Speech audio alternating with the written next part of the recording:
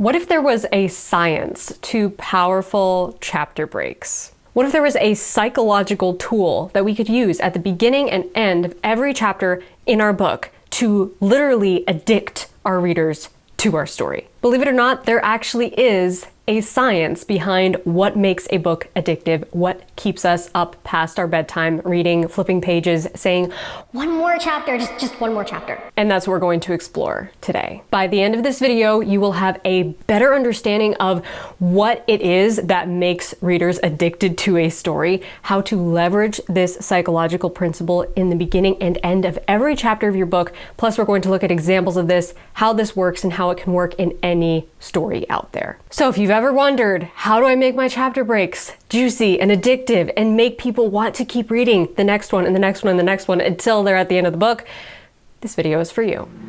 Why does your story matter? Good question. What if I told you that there's a science behind every great story? I don't just teach you how to write. I teach you how to change the world with your story and make your author dreams come true. Before we get into this discussion, I want to ask you to take a quick second to hit the subscribe button below this video. Not only does it help my content rise to the top, but it ensures that you never miss a new video or live training or special event from me as we explore writing and publishing together. New videos every Wednesday, so subscribe, because I want you here in the community. In the 1920s, Russian psychologist Bluma Zeigarnik uncovered something interesting about attention span. She noticed that waiters in restaurants seemed to remember orders they hadn't yet fulfilled more clearly than those they had completed. Once the orders were completed, the waiters' memories of them seemed to fade. This phenomenon is called the Zeigarnik Effect, which suggests that when a task is left incomplete, it creates a kind of mental tension or cognitive dissonance that keeps the task active in our minds. This tension drives us to seek resolution, which helps us remember the task until we can complete it. Once the task is finished, the tension is relieved, and the memory of the task tends to fade because the brain no longer needs to hold on to that information. So how does this apply to writing? Well, we can use the Zeigarnik Effect in our chapter breaks, leveraging what I like to call the open loop method. Ending each of your chapters on an open loop is basically asking a question, sparking curiosity in your reader's brain, and promising that in the next chapter, you are going to get a closure to this loop. You're going to get an answer to your question. There will be a reward for your curiosity. So we open a new loop in your reader's mind. We ask a question. We lay out a path to a plan, knowing that somehow this isn't going to unfold quite how the character thinks it will. We predict what might come next, and that creates the question. That creates the curiosity. Now, next comes the reward. But in between that curiosity and reward, we have a chapter break.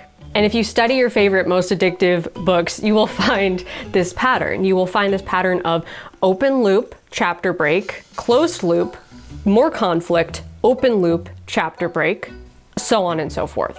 And we want to leverage this curiosity and reward pattern because this is what addicts readers to your story. I've talked about this in previous videos, but it is fascinating when you start to study the science of curiosity. And brain studies have been done to sort of unpick what is it that makes us addicted to a thing, and it's curiosity.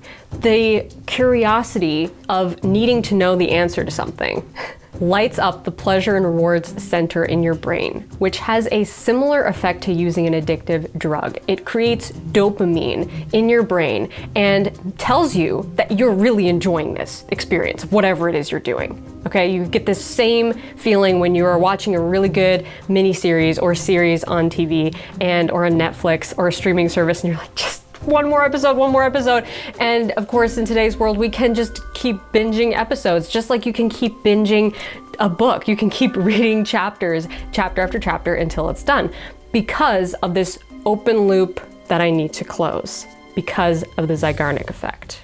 Now we're going to look at a story example of this in just a minute, and we're going to see how these chapter breaks can unfold with the closed loop, conflict, open loop flow. But first, I just want to say, don't use fake tension to create cliffhangers in your book. Fake tension basically is when you have set up a scenario that seems to be threatening or perilous or life or death possibly, and you leave your characters there on that cliffhanger at the end of the chapter, and you're basically tricking your reader into reading more, but there really is no consequence to what just happened. So a quick example would be your characters are driving in the car and they think they're gonna get in an accident, and the chapter ends with like, the car is careening towards the edge of the cliff, and then chapter break, and then the next chapter opens with, we swerve off the road and we're okay. If you use fake tension like this and you never have any consequences or payoff to the cliffhangers that you're setting up, and your characters are just dodging bullets left and right, it's going to lower the stakes for your entire story. It's going to lose your reader's trust because we are invested in these characters. We're emotionally invested, and we don't just want a cliffhanger for the sake of there being tension and curiosity and open loops so that we can read the next chapter. You want those open loops to be earned. You want them to mean something. You want them to matter to your story and your characters. So make your tension real. Don't dabble in fake tension. It gets you nowhere in the end, and it just lowers the stakes for everything that happens in your story, especially if you're going to end up having something that's actually really life or death happening later. Then you're kind of like, it's kind of like the boy who cried wolf. It's like, we're so used to seeing these characters in these perilous cliffhangers. We know there's not going to be any consequences, and then there's no sense of suspense and dread when something real actually does happen. Now, a lot of writers ask me, how long should my chapters be? Should they be 5,000 words, 2,000 words, 400 words? How many pages should they be? Should it be a whole scene? Should it be multiple scenes? It completely depends on the story you're writing and your writing style. But I will say this of chapter length. In my own reading preferences and in readers that I've spoken to, shorter chapters make us read longer. And I know that sounds contradictory. Let me explain. When you can quickly read through a short chapter and you see that there's another short chapter right after this, your brain realizes, first of all, I've just made a lot of progress because I read a whole chapter, and this next chapter is super short, so it's not like a huge commitment to read the next chapter.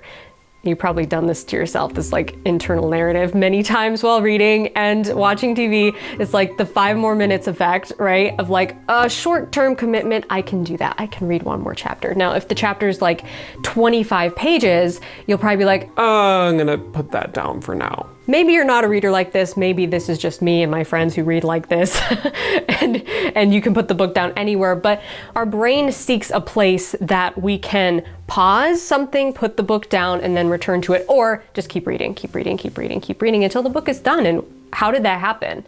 It happened because of this perceived progress through short chapters and the minimal commitment that it took to read the next one. I do utilize short chapters a lot, and this open loop curiosity reward method. And I'm going to show you that right now with my debut novel, 100 Days of Sunlight, which has a lot of short chapters in it. And I cannot tell you how many readers have written to me and commented on my videos and wrote me letters saying that they flew through this book in like a matter of hours. Some of them read it in like an hour to 2 hours, which I don't even know how you could do that. But so many readers have told me that this book just like pulled them in immediately and kept them reading chapter after chapter. So let's take a second to do a little story case study. I want to look at the first 4 chapters of 100 Days of Sunlight, and we are going to look at the breakdown of the beginning, the conflict, and the end. Starting from the very beginning, if you don't know this story, I will just give you a quick synopsis of each chapter as we go through this. Okay, so chapter 1 is the hook. We open with Tessa's memory of the car accident. Okay, and this is kind of like the hook for the whole book.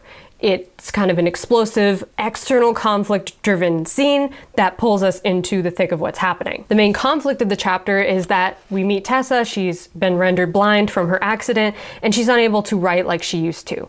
And her grandparents, unbeknown to her, have placed an ad for a typist in the local paper. And when she hears about this, she's really upset, and she asks them to please pull the ad because she doesn't want any help, and she is just embarrassed by the whole concept of it. So the open loop that this chapter ends on is the moment when her grandfather goes to call the newspaper to tell them to pull the ad. So this is kind of like the question, the open loop of, is that going to be possible?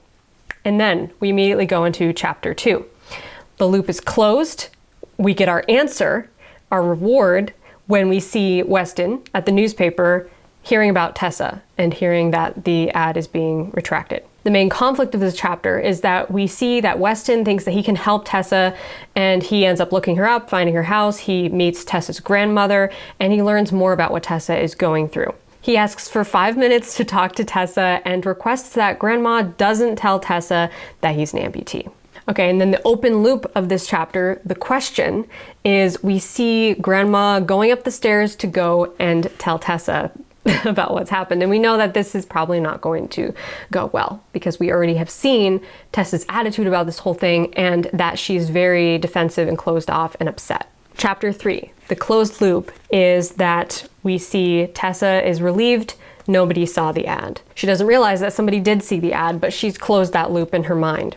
The main conflict of the scene is that Grandma tries to convince her to speak with Weston about helping her, but Tessa flies off the handle and insists that she doesn't want help from some stranger, and that's the main conflict of the chapter. And then it ends with the open loop again, that Grandma goes back downstairs to get Weston.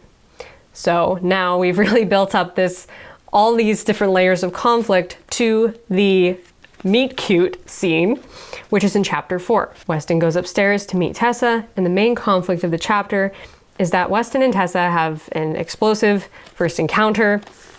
Weston tries to offer to help her, but Tessa blows up at him and insists that he has no idea what she's going through, and she screams at him to get out of her house and never come back. And Weston, on the other hand, is exhilarated by the feeling of being treated like a normal person because she can't see his disability. And then the open loop that we end on is Weston leaving, but he promises that he will return tomorrow. So again, we have another loop opening because we know that he's going to come back, and given Tessa's previous reaction, we know that it probably isn't going to go well. There will be more conflict, there will be more strife, and more issues for them both to deal with. And that concludes the first 4 chapters of 100 Days of Sunlight. And I wanted these first 4 chapters to be short and sharp and to immediately pull you into what the characters were feeling, where they were coming from, what they were struggling with, and to make you connect with and sympathize with them, because that's the most important part, okay? So try not to overthink chapter length too much. Just keep in mind this idea, this concept of the open loop. Let's recap real quick everything that we talked about today. Use the Zeigarnik Effect to open loops of curiosity in your reader's mind and promise them the answer to close the loop in the next chapter. This leverages the brain's instinctive psychological response to seek closure and resolution for the incomplete task in their mind. Don't be afraid to make your chapters short and more frequent. A chapter can be a single scene or a fragment of a scene. Shorter chapters often pull you through a book faster because of the combination of perceived progress and minimal commitment. Don't use fake tension to create cliffhangers. Not only will this lower the overall stakes of your story, characters dodging bullets left and right, but you'll lose your reader's trust to make commitments to conflict. And finally, study your favorite unput-downable books and break down the pattern of closed loop, conflict, open loop, to better understand what this looks like in different stories. Make it so there's no good place to stop.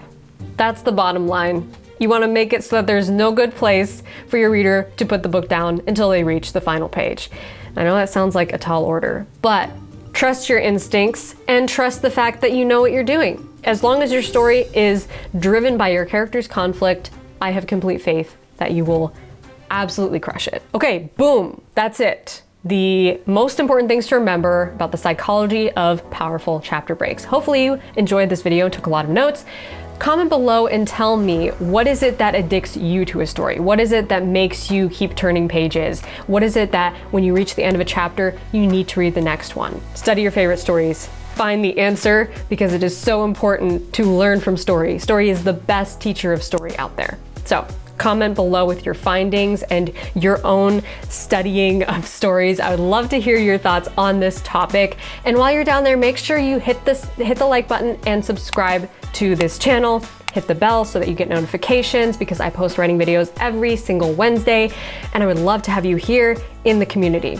Also, be sure to check out my Patreon because that's where we go beyond videos and take storytelling to the next level. The Patreon community is not only the best way to support what I'm doing here on YouTube, but it's also the only way to get exclusive access to content like live trainings every month, diving deep into topics on writing, publishing, editing, and so much more. So I hope to see you in the Patreon community. That's patreon.com/AbbyEmmons. Until next week, my friend, rock on.